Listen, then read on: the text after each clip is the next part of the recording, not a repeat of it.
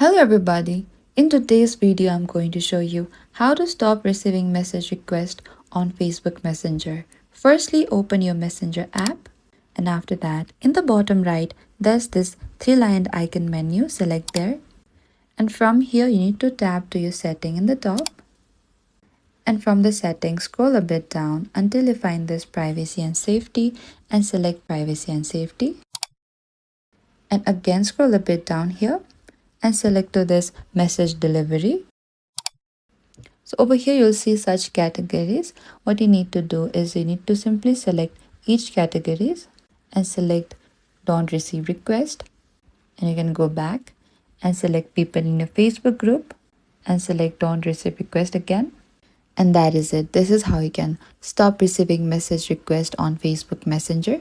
Thank you for watching this video. I hope this video was helpful.